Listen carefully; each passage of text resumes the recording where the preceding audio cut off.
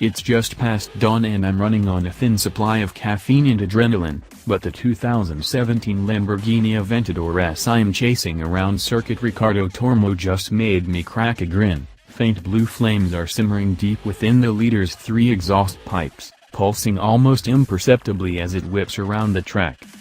Few things about the Lamborghini Aventador LP700-4, including its alphanumeric name, were subtle, but the boys in Sant'Agata Bolognese have gone full Borat, refining the famously unwieldy flagship enough to make it drive as capably as it looks. This updated version has been rechristened with an S at the end of its name, and yes, in the twisted microcosm of earthbound fighter jets, flames coming out of hindquarters qualify as subtle. Of course the Aventador S produces more power, to the tune of 729 horsepower, a 38 horsepower climb from before, with torque only increasing by 1 to 509 pound-feet, and the extra grunt affects neither its 0 to 62 mph time of 2.9 seconds nor its terminal velocity of 217 mph, but version 2.0's most notable improvements apply to the big Lamborghini's chassis, which now uses a 4-wheel steering system to counter-steer the rear wheels below around 75 mph, and turn them in phase with the fronts for stability at higher speeds. The system responds in 5 milliseconds, and has the virtual effect of shortening the wheelbase by up to 20 inches or lengthening it by 27 inches.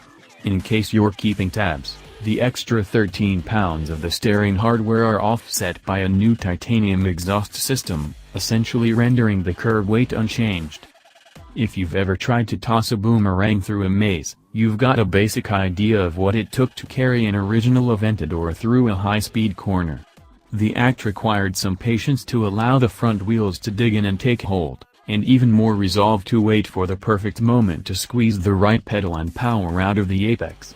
Accelerate too early, and you'd suffer terminal understeer until you allow the weight to shift, likely triggering traction control as you goose the throttle on the way out.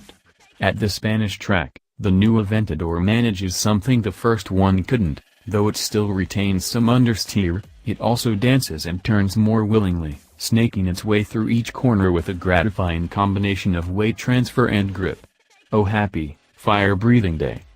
There's more than 4-wheel steering at play, helping the Aventador S grapple with the corners.